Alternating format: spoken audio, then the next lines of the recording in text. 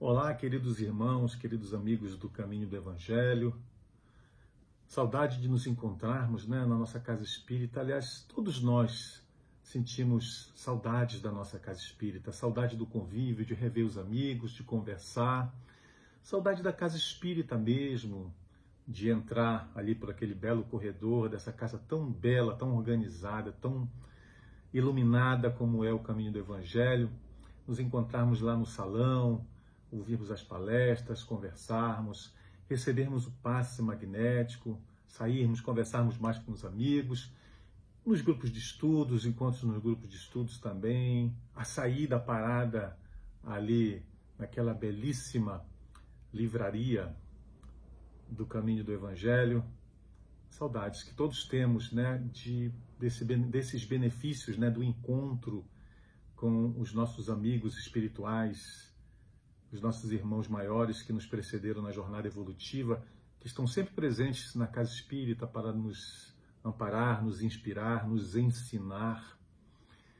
E sentimos, claro, todos nós saudades, porque indo à casa espírita, nós estamos sempre nos cuidando, em função de todos esses benefícios, todas essas bênçãos que nós recebemos quando vamos à casa espírita. Então, o ato de ir à casa espírita é um ato de cuidar de nós mesmos, e nós precisamos muito agora cuidar de nós mesmos.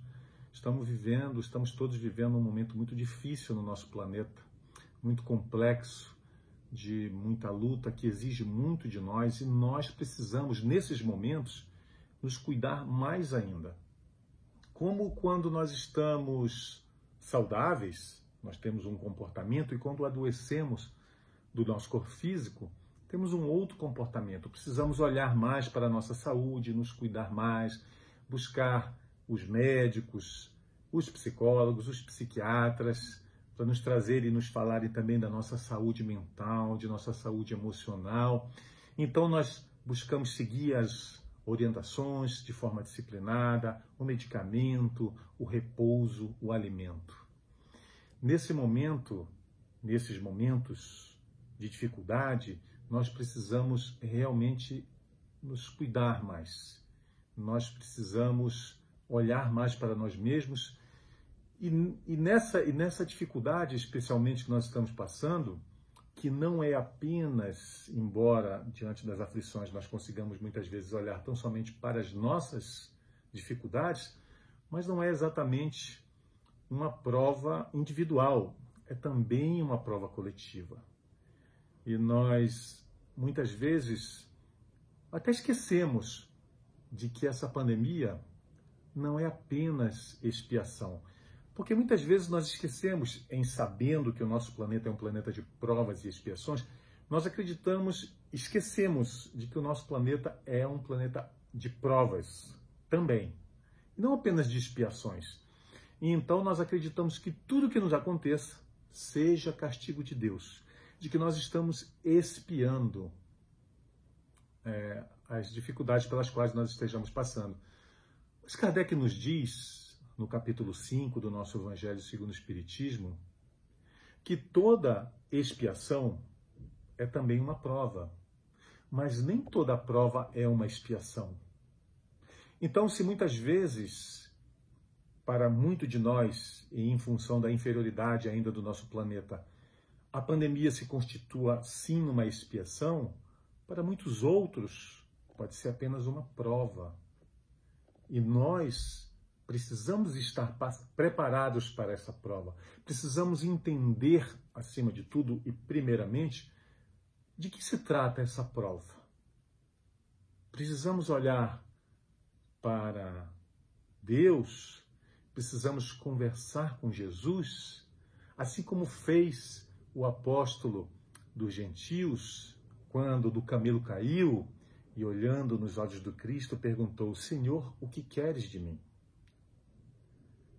Se fizermos isso, vamos descobrir que uma das maiores provas que essa pandemia está nos impondo é a necessidade de nossa união.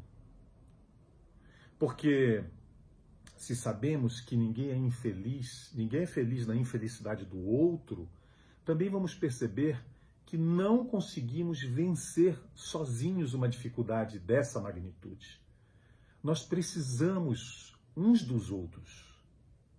Ao invés de nós nos caçarmos como verdadeiros predadores implacáveis, ao invés de nós buscarmos culpados e os crucificarmos, nós precisamos nos unir. Nós precisamos uns dos outros para que nós possamos vencer essa pandemia. Sozinhos, isolados, nós não conseguiremos. Mesmo que nós nos reunamos em grupos, sejam eles pequenos ou grandes, sejam cidades ou países que sejam, nós não venceremos sozinhos. Nós definitivamente precisamos uns dos outros. Precisamos dessa união e talvez esse seja um dos maiores aprendizados que essa pandemia está nos trazendo. Nós precisamos perceber o quanto nós estamos conectados, o quanto nós estamos juntos. E daí decorre a conclusão de nós percebermos o quanto é verdadeiro o ensinamento do Cristo com relação a amai aos vossos irmãos, a amai os vossos inimigos. Porque nós não conseguiremos sozinhos, não venceremos sozinhos.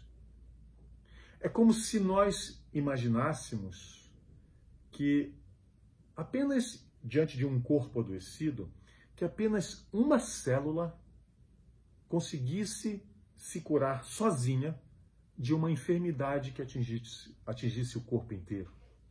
Porque nós, sociedades, nós somos como humanidade terrena e mesmo a humanidade universal, nós somos como que um corpo, um grande corpo, e cada um de nós seria uma célula.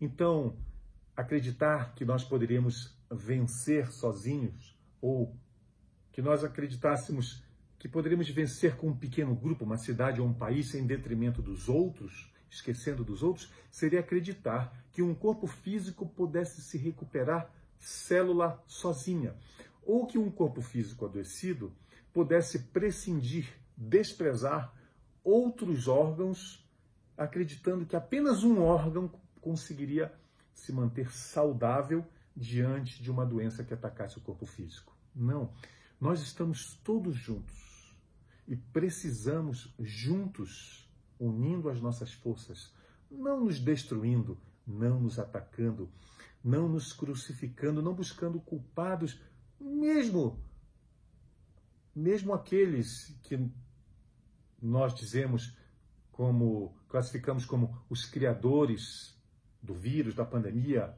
os nossos irmãos orientais. Não, ainda deles nós estamos precisando. Nós precisamos todos uns dos outros, porque somos esse grande corpo que precisa da união de cada célula para que nós reencontremos o equilíbrio, a paz, a saúde física, a saúde emocional. Porque o nosso corpo, esse corpo imenso chamado sociedade, não está adoecido apenas pelo ataque do corona, desse vírus.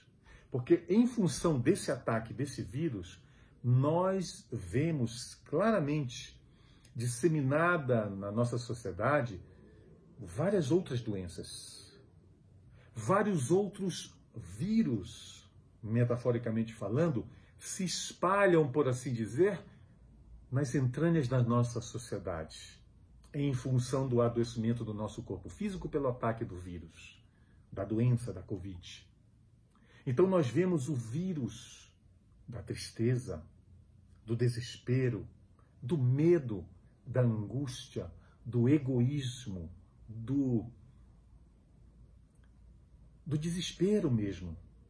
Todos esses vírus espalhados na nossa sociedade, adoecendo a muitos de nós, não apenas do nosso corpo físico, mas também na nossa vida mental, na nossa vida emocional, na nossa psique, na nossa vida espiritual. Nós precisamos muito perceber diante de tudo que nos acontece no momento, de que nós não, em nenhuma hipótese, teremos de volta a mesma vida que nós tínhamos antes da pandemia. Passamos horas, dias, meses, depois de todo esse tempo na pandemia, a nos perguntar: para que serve essa pandemia? Qual é o aprendizado? E nós esquecemos muitas vezes de perceber, na ânsia por ter as nossas próprias vidas de volta, tal qual nós tínhamos antes da pandemia, nós esquecemos de perceber que o aprendizado profundo que ela nos traz nos fala de que nós não poderemos ter mais a mesma vida que tínhamos antes. De que nós realmente precisamos de uma profunda transformação nas nossas vidas. Não podemos mais viver como antes, nem fisicamente, nem moralmente. Nem fisicamente, porque nós não sabemos ainda quantas mutações esse vírus é capaz de fazer. Ainda que nós consigamos a vacina ou as vacinas, nós não podemos ter ideia de quantas mutações, de quantas variáveis esse vírus é capaz. Então, essa condição física, esse cuidado que nós temos hoje, ele vai precisar continuar nas nossas vidas. Até mesmo porque essa não é a primeira pandemia que assola a humanidade terrena. Já passamos por outras. E sem dúvida nenhuma, em função do estágio evolutivo do nosso planeta, também enfrentaremos outras. Por isso, os cuidados que nós estamos tendo agora, especialmente com a ciência humana tão desenvolvida e nos falando de forma tão apropriada sobre os micro-organismos, sobre os patógenos, esses micro-organismos que causam essas doenças físicas, essas desarmonias, esses desequilíbrios do nosso corpo físico, nós precisamos lembrar, ainda quando vencermos a pandemia, de que outras pandemias poderão vir e, portanto, o nosso padrão de comportamento, o nosso padrão de higiene físico mesmo, não poderá mais ser o mesmo. Os cuidados que nós tomamos hoje precisam se prolongar para o resto de nossas vidas como um hábito. E muitas vezes dizemos, estamos cansados de tanto cuidado. Mas como imaginar, depois de tanto sofrimento, depois de tantas perdas, não apenas perdas dos nossos amados, não apenas as perdas físicas, mas todas as perdas que nós tivemos na nossa sociedade em função dessa terrível doença, desse vírus terrível, como nós podemos imaginar voltando ao mesmo comportamento de antes? Como nós podemos nos imaginar entrando em casa com os mesmos calçados que nós andamos na rua? Como nós podemos imaginar, e tantos faziam antes, entrarmos nas nossas casas com o mesmo calçado, pisando nos nossos lares com o mesmo calçado que pisamos em tantos outros lugares? E quantos de nós deitávamos nas nossas camas, sobre os lençóis onde dormiríamos depois com a roupa que viemos da rua? Como nós poderemos imaginar que iremos trazer as nossas bolsas, e colocarmos em cima das nossas mesas, onde, logo depois, faremos as nossas refeições? Será que nós conseguiremos manter esse mesmo padrão de comportamento que mantínhamos antes? Hoje, precisamos planejar cada passo nosso, até que eles se tornem hábitos. Quando saímos à rua, álcool gel. Quais são os apetrechos? Antes, apenas a carteira, o dinheiro, o cartão. Hoje, o álcool gel. Além do álcool em gel, a máscara. O planejamento de onde nós iremos e de que hora nós iremos para evitar aglomerações tão perigosas e que nos deixariam tão vulneráveis às contaminações, não apenas a nós, mas aos outros que nos cercam. Então fazemos hoje todo um planejamento que parece cansativo. Quando chegamos em casa, de volta, hoje, lembramos de tirar os nossos calçados do lado de fora dos nossos lares, higienizá-los antes de adentrar com eles, de separar a nossa roupa, a nossa vestimenta, de não tocar em nenhum objeto dentro dos nossos lares antes de lavar as nossas mãos com sabão e água,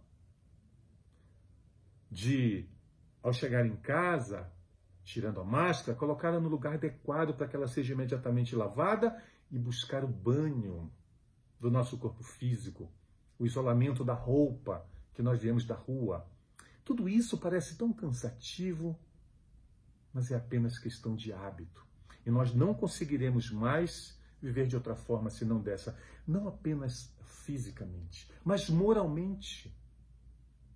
Porque o nosso corpo físico é infectado tão somente em função do estágio moral que nós nos encontramos aqui na Terra. Por isso, nós precisamos mudar de comportamento físico, mas também de comportamento moral. Será que conseguiríamos ter os mesmos pensamentos de antes? Os mesmos sentimentos? Mesmo aqueles mais velados pensamentos e sentimentos que nós acreditamos que ninguém os consegue ver? Não foi Paulo de Tarso, na sua epístola aos Hebreus, lá no capítulo 12, que nos fala de que estamos cercados por uma nuvem de testemunhas. Tanto do plano físico, na nossa vida física aparente, quanto do plano espiritual, na nossa vida íntima. Com quem nós nos sintonizamos? Quais são os nossos pensamentos e sentimentos? Por quem eu penso e sinto? Então, nesse momento grave que nós passamos na nossa sociedade, nós precisamos nos ajustar nos nossos pensamentos e nos nossos sentimentos, às nossas necessidades de harmonia íntima, tanto quanto de nossa harmonia física. Um outro padrão de comportamento, não apenas físico, mas também um outro padrão de comportamento moral, psíquico, mental, espiritual. Precisamos, por isso, uns dos outros. Precisamos compreender que essa talvez seja a maior de todas as lições que essa pandemia nos traz, nos mostrando o quanto estamos conectados e o quanto precisamos uns dos outros para que possamos vencer a pandemia. Então, assim sendo, se nós precisamos transformar, se nós precisamos dessa transformação íntima, não apenas física, nós precisamos, nesse momento em que o nosso planeta se encontra tão adoecido, acima de tudo, nós precisamos do grande médico das nossas almas. Nós precisamos de Jesus. Mais do que nunca, nós precisamos do nosso Salvador. Até porque agora, nesse momento, são muitos dos nossos irmãos profundamente adoecidos, que não têm intenções tão nobres, que buscam transformar essas dificuldades que nós já passamos no caos, desconstruindo tudo aquilo que nós temos construído como humanidade terrena durante todos esses milênios. Quantos estão se aproveitando nesse momento para atacar o próprio Criador? Desconstruir a imagem de Deus e a importância de Deus nas nossas vidas. Desconstruir as religiões como se elas fossem apenas crendices infundadas, frutos de um pensamento irrefletido de nossa parte, como se as religiões, essa ligação entre nós e a criação e o Criador, fosse dispensável, fosse apenas fruto de fanatismo. Quantos são aqueles que atacam a estrutura das nossas famílias, tentando impor valores diversos daqueles que o Cristo veio nos ensinar, ou valores ou nenhum valor. Nós precisamos, mais do que nunca, de Jesus nas nossas vidas. Porque aqueles que atacam ao próprio Criador, às nossas famílias, ao Cristo, eles se aproveitam justamente das partes incompreensíveis para a época e para muitos ainda hoje da moral do Cristo para desacreditar as religiões. E por isso a doutrina espírita.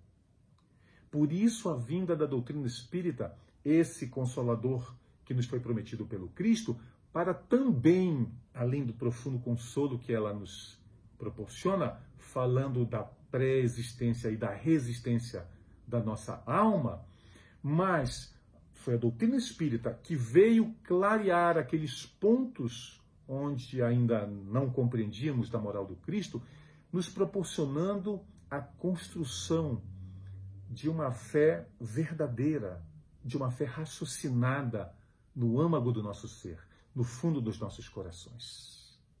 Mais do que nunca, nós precisamos da doutrina espírita nas nossas vidas. Por vezes, acreditamos que quando a pandemia passar, nós voltaremos à casa espírita. Quando tudo isso passar, nós buscaremos de volta a doutrina espírita. Mas, se nós não podemos ir à casa espírita vem até nós. Não é o que estamos fazendo nesse momento, para todos vocês que nos ouvem? Não é o caminho do Evangelho, não é a nossa casa espírita, não são todas as casas espíritas que entram nos nossos lares quando nós as buscamos, quando nós permitimos. Não é essa forma, a web, a internet, que nos proporciona que o Cristo, que a doutrina espírita entre nos nossos lares, quando nós permitimos, quando nós buscamos. Não é quando a pandemia findar, não é quando tudo isso passar, quando a pandemia acabar, que nós retornaremos às nossas casas espíritas. Não. Nós precisamos das nossas casas espíritas. Nós precisamos do Cristo para vencer a pandemia. É o contrário.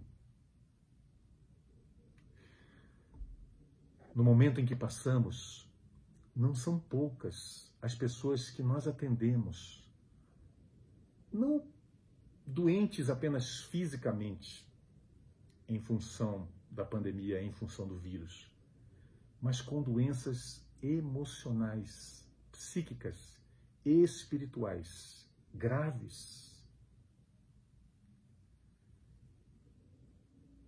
A esquizofrenia, o transtorno obsessivo-compulsivo, o medo, o pânico, o transtorno de ansiedade, a síndrome do pânico, o medo de ter medo, os transtornos bipolares, os transtornos de personalidade limítrofe, se apresentando nas nossas vidas, nas vidas de incontáveis irmãos, que levam ao desespero, à angústia, ao pânico, à insônia, às dores físicas mesmo, à solidão, à tristeza e até mesmo à ideação suicida, como resultado da profunda depressão, como resultado do medo do presente, medo do futuro, medo da desconstrução de todos os nossos valores. Não estamos sozinhos. Nós temos ao Cristo, temos a Jesus, temos a doutrina espírita nas nossas vidas e a única coisa que nós precisamos fazer é buscá-los. Buscar ao Cristo, buscar a nossa doutrina espírita. Não quando a pandemia passar, agora, para que a pandemia passe. Nós precisamos buscar o restabelecimento da nossa harmonia íntima, agindo com responsabilidade no plano físico, seguindo as orientações das autoridades competentes, mas também, nesse momento, especialmente, seguindo aos ensinamentos do Cristo. Nós precisamos dele, nós precisamos da casa espírita, mesmo que à distância.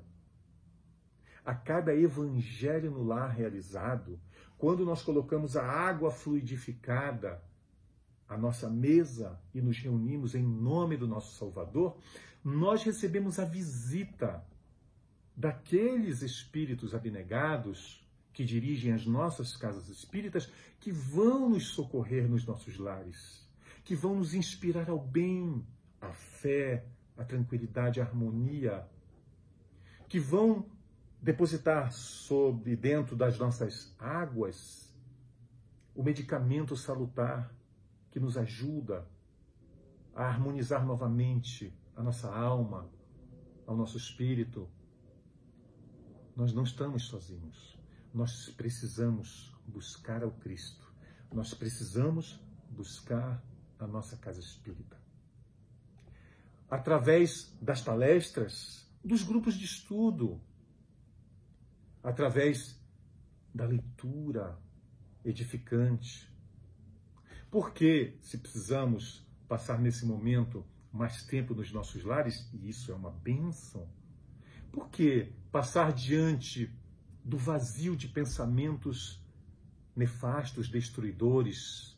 Por que dar lugar ao nosso coração ao medo, à descrença, à falta de fé, quando nós podemos, mesmo nas tarefas mais simples, como um banho, como o cozer, o cozinhar ou lavar a louça, nós podemos ter a companhia de um Alberto Almeida, de um Divaldo Franco.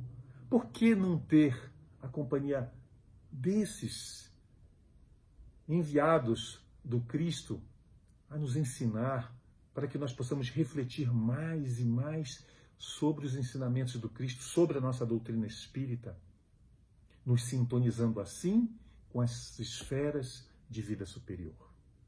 A leitura fundamental nas nossas vidas, não apenas a busca nos nossos celulares infindáveis por aquilo que nos traga medo, desânimo. Não. A leitura edificante, que nos traz tanta esperança, tanta fé aos nossos corações. E aqui eu lembro de um dos livros mais belos da nossa doutrina espírita, Paulo Estevão, pelo Espírito Emmanuel, psicografia do nosso amado Chico, que tantos ensinamentos para esse momento nos traz.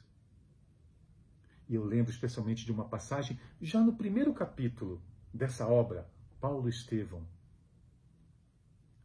quando Yoheved, um senhor idoso, pai do Estevão e de Abigail, que viria no futuro se transformar na noiva de Paulo de Tarso. Ele, na cidade de Corinto, onde viviam, passava por uma praça quando um dos enviados de Licínio Minúcio, questor de César, do Império Romano, um enviado dele, um mensageiro, abriu um pergaminho e conclamou a todos quantos se encontrassem na praça pública e que se sentissem prejudicados, que comparecessem no dia posterior até o palácio do governo da província, porque teriam todas as suas reclamações atendidas pelo governo. E então, o venerando ancião, voltando para casa cheio de esperanças por acreditar ele ter sido tão prejudicado pelo Império Romano, encontra no lar, no doce lar, Estevão e Abigail o então Jesiel, e Abigail, e ele então fala da mensagem do mensageiro de Licínio Minúcio, ao que o filho logo lhe alerta: pai, como? Se trata de uma armadilha. E então ele insiste: eu quero os meus direitos. E o filho implora: pai, por favor, não lance mão desses recursos extremamente perigosos. E ele insiste, o ancião, acostumado a levar a cabo até o fim os seus próprios desígnios, insiste que no dia seguinte iria procurar o governo e expor todas as suas reclamações. O filho então olha sobre a velha mesa, sem saber o que fazer, as escrituras, e de súbito tem uma inspiração. Abre as escrituras sagradas, como era de costume na época, para saber que mensagem Deus queria enviar para eles, para a família, naquele momento de decisão tão grave do pai. E então, surpreendido, Jesiel abre nos Provérbios, no capítulo 3, e lê os versículos 11 e 12, que falavam: filho meu, que diziam: filho meu, não te entristeças, não desprezes o corretivo do Senhor. Não te entristeças diante da correção do pai, porque um pai corrige o filho, repreende um filho da mesma forma. O Senhor repreende um filho, Deus repreende um filho, da mesma forma que um pai aqui na terra repreende a um filho amado. Corrija um filho amado. A resposta diante do ancião ao filho, diante de tão profunda mensagem vinda de Deus na abertura das Escrituras sagradas, nos dá a ideia do quão importante é nós estarmos sintonizados com o nosso Criador, de buscarmos as respostas em Deus, na mensagem do Cristo, para as nossas aflições cotidianas, e especialmente nesse momento em que nós passamos. E é o próprio Paulo de Tarso, é o próprio apóstolo dos gentios, que vai lembrar da mesma passagem aberta por Jesiel em sua epístola aos Hebreus, lá no capítulo 12. O mesmo capítulo que nos fala que nós estamos cercados por uma nuvem de testemunhas. É lá que ele vai fazer a lembrança da mesma passagem do Provérbios, do livro de Provérbios, lá do capítulo 3. Nos chamando a termos paciência e perseverança na luta proposta. Não na luta exterior, na luta interior. Nos chama nessa bela epístola, nessa bela passagem da carta de Paulo aos Hebreus, nos chama, o apóstolo dos gentios, a que tenhamos coragem, especialmente nos momentos difíceis.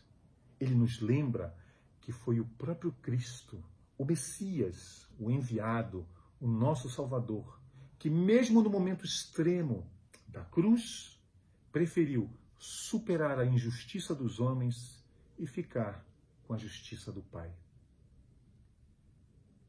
Por que desanimar? Mesmo diante de todas as aflições pelas quais nós estamos passando. Por que, queridos irmãos, desanimar?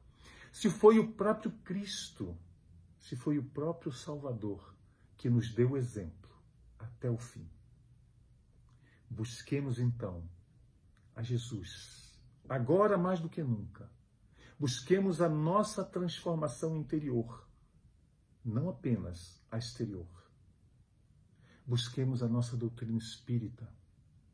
Não esperemos que tudo passe para que busquemos ao Cristo e a nossa doutrina.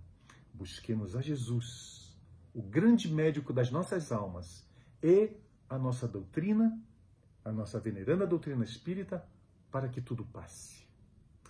Coragem, irmãos, nós não estamos sozinhos.